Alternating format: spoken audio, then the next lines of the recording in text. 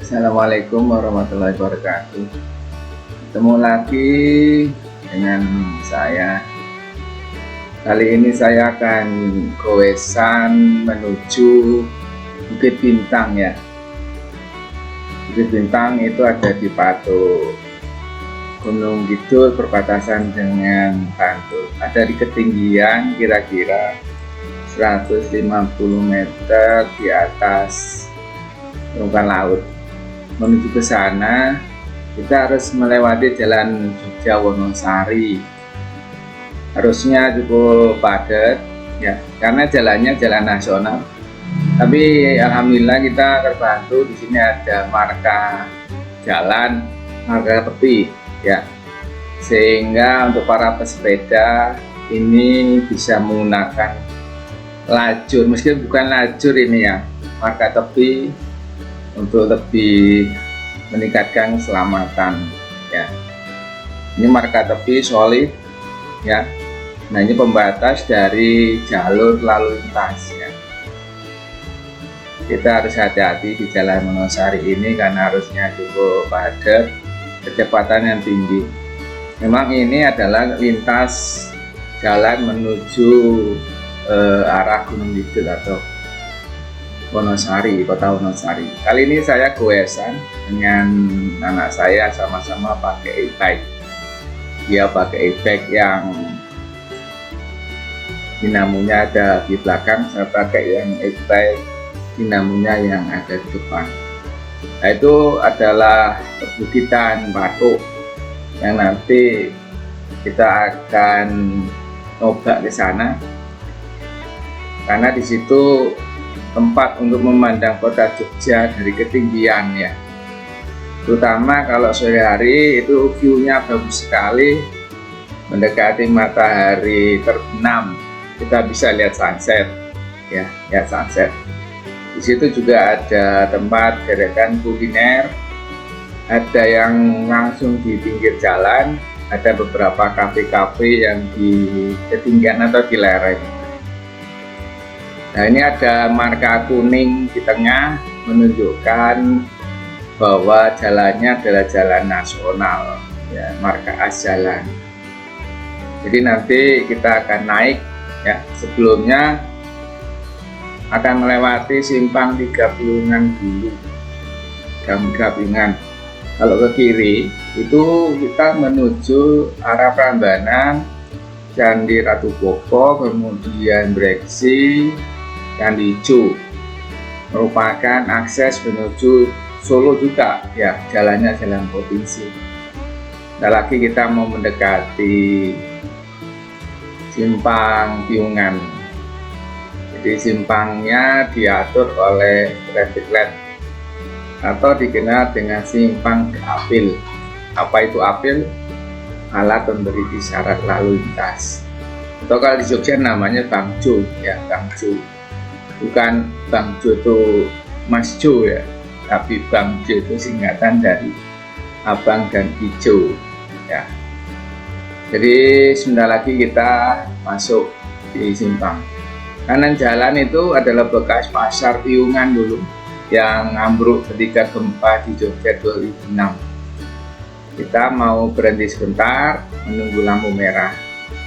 Ya, usahakan ya kalau di lampu merah atau apel kita ngikuti aturan, merah ya berhenti meskipun kita pakai sepeda. Ya, meskipun kita pakai sepedanya e-bike atau pedal asis ya. Kita mau melewati simpang Prambanan Piungan, simpang Piungan. Nah, ke kiri itu ke Prambanan. Kanan kiri di sini kalau persiapan mau naik kita juga bisa beli minum dulu air mineral ya, karena nanti tanjakannya mulai dari tikungan di sini.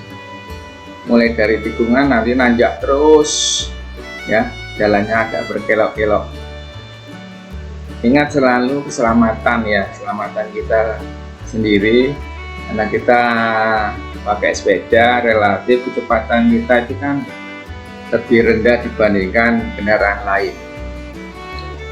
Bentar lagi kita mau naik, jalannya nikung ya, kita mau test drive e-bike, yaitu rambunya adalah rambu menanjak cukup tajam ya, dan kita harus hati-hati karena kecepatan tinggi terutama dari arah berlawanan. Meskipun markanya itu marka solid ya, tidak boleh dilalui, tapi beberapa kendaraan seringkali melampaui atau ngambil lajur arus kebalikannya ya.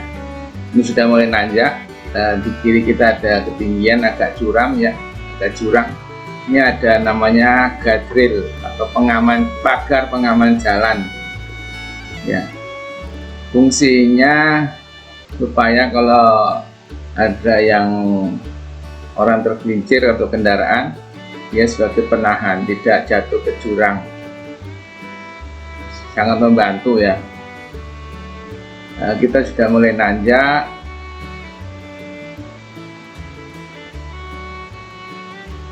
Kita tambahin speednya, tambah 2.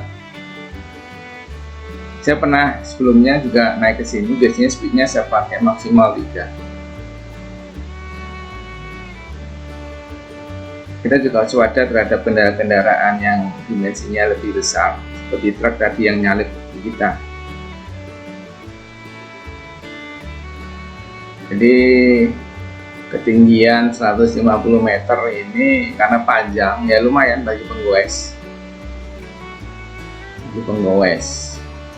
Ini adalah marka pengarah tikungan ya, supaya orang ngambil lagi ke kanan. Jadi jalannya nanjak terus ya, itu udah kelihatan ketinggiannya, udah kelihatan jauh lebih tinggi dari kita start awal tadi dari simpang Piungan. Nah di sini ada kanan jalan, nanti mungkin di kiri jalan itu ada pohon-pohon bambu di sekitaran ruas menuju Patuk ini, yang seringkali pohon bambunya itu menjulur melebihi bau jalan sehingga berbahaya. Nah, tolong hati-hati kalau lewat di sini ya, lewat di sini agak hati-hati kalau ada bambu atau pohon bambu yang menjulur ke tengah jalan.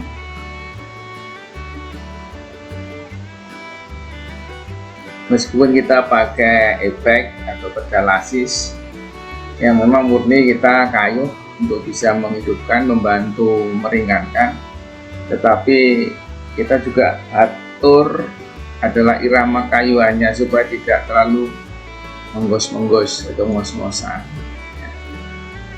Jadi harus kita atur.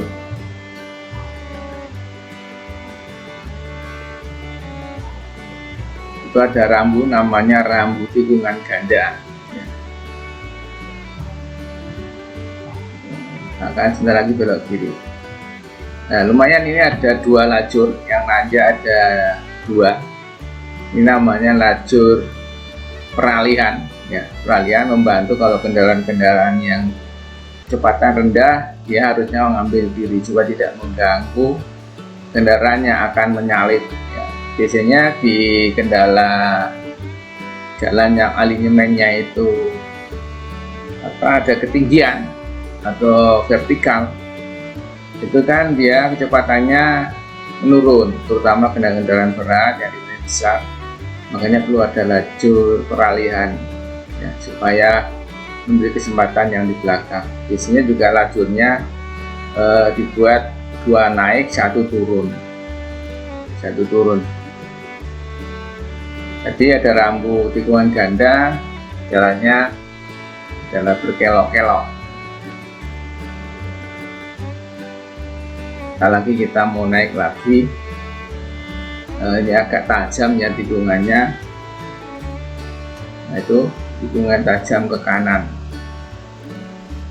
dan itu agak lebih lumayan, lebih agak nanjak dibandingkan tadi dari bawah.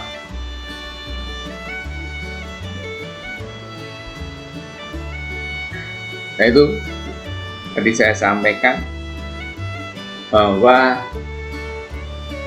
kiri itu juga ada pohon bambu ya, yang seringkali potongan bambu yang patah-patah itu menjulur ke jalan, jadi kita harus ekstra hati-hati kalau lewat jalan ini, takut nanti ada yang patah terus kemudian jatuh menimpa kita atau yang lewat ya. View kanan itu adalah tebing ya, mengarah, kalau kita bisa lihat view-nya ke arah barat atau ke arah Jogja.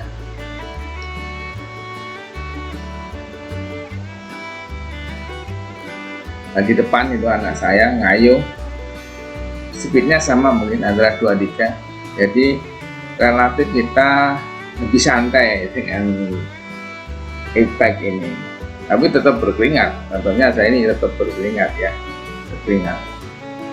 jadi tapi lebih santai ngayuhnya.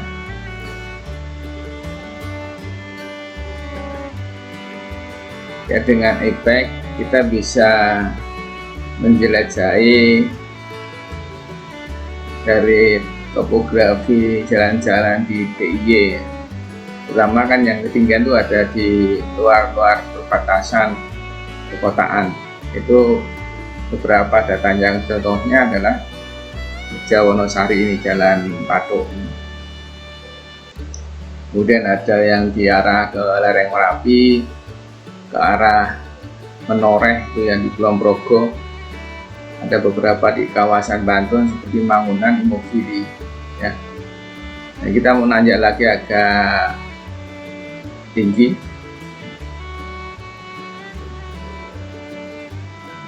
Nah, dia kayunya anak saya kan relatif santai ya, tapi tetap ini tinggal kita atur iramanya supaya tidak berat dan itu ngos-ngosan.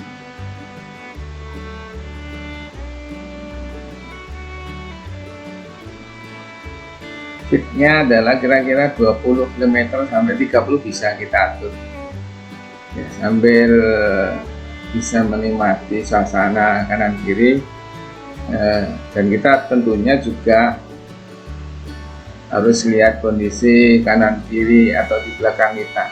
Makanya di sepeda saya dua-duanya itu saya pasang spion ya, kalau kita mungkin agak ke tengah karena ada hambatan kita nyalip, itu kita bisa lihat ke belakang apakah aman ataukah tidak, apalagi dengan kecepatan kita yang relatif lebih rendah dibandingkan kendaraan bermotor yang lainnya.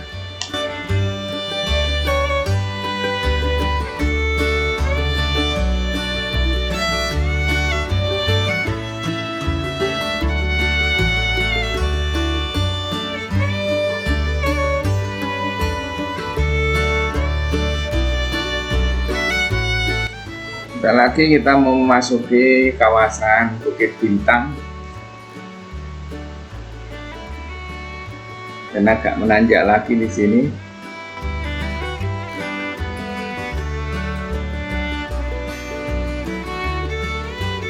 Nanti kapan-kapan kita review ke tempat lain yang lebih tinggi, tanjakan-tanjakan yang lebih menantang ya. Ada beberapa, ada Beksi itu, ada Gua Cermi, ada ke arah Klangon. Nah, itu tanjakan-tanjakan yang lebih ekstrim.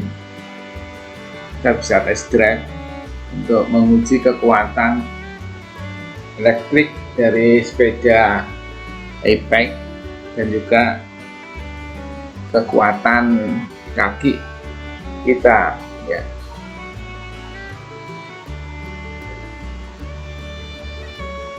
Ya, sebenarnya e-bike ini sangat cocok untuk tipe kota-kota yang dia ada perbedaan kontur ya, misalnya perkotaan yang ada turunan, ada tanjakan ya, ada beberapa misalnya kayak kota Batu di Malang, di Magelang, kota Bandung, itu kan topografinya tidak rata, tidak seperti kota Jogja. Mungkin akan sangat membantu aktivitas kita sehari-hari.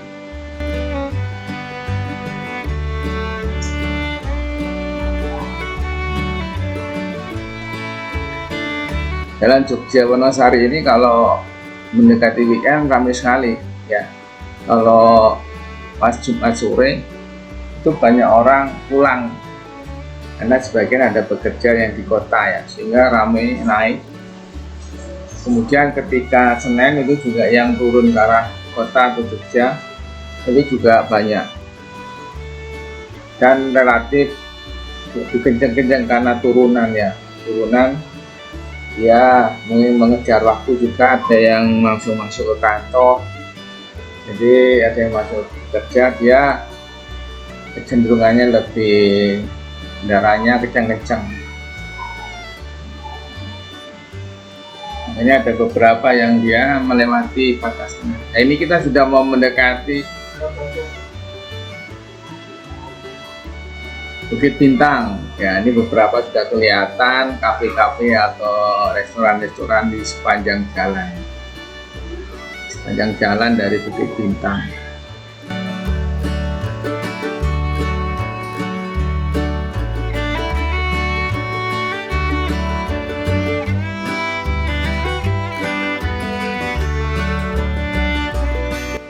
Ini ada lajur pelarian ya, ini ada dua di sini, ke atas atau naik, ini satu ke turun. Oke, ini kanan kita ini ada Bukit Bintang di sini yang biasanya orang nongkrong atau yang dia hanya duduk-duduk di tepi jalan sambil menikmati kulineran ala jalanan atau PKL. Di situ kita bisa nikmati jagung bakar, wedang, ronde atau apapun ya, sambil duduk di pinggir jalan. Kalau mau lebih safe atau nyaman ya di kafe-kafe itu masuk, ada beda kontor di situ, kita tinggal pilih mau yang ada di bawah tebing atau yang di pinggir jalan juga di tebing. Kita naik dulu ya ke arah perbatasan karena di situ ada Tugu Selamat Datang, Gunung Kidul Handayani. Tapi agak naik sedikit hubungan. Di situ ada semacam pintu masuk Gunung Kidul dan ada taman. Nah, itu sudah kelihatan tulisannya Gunung Kidul. Nanti kita mau balik kanan, masuk sini dulu sebelum balik ke Bukit Bintang.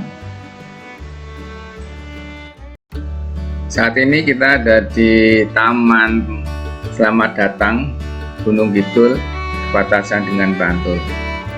Kita cek sisa baterai tinggal berapa. Sinyalnya tinggal 3/4, angkanya 50,9. Ini yang dinamo depan ya. Untuk yang dinamo belakang beda satunya, baterainya tinggal 51,1, nggak beda jauh, sinyalnya sama 3/4. Di sini orang sering berhenti mengabadikan sudah sampai kawasan masuk Gunung Kidul, karena di sini juga ada taman-taman yang bagus untuk selfie ya, ada tempat parkir meskipun terbatas.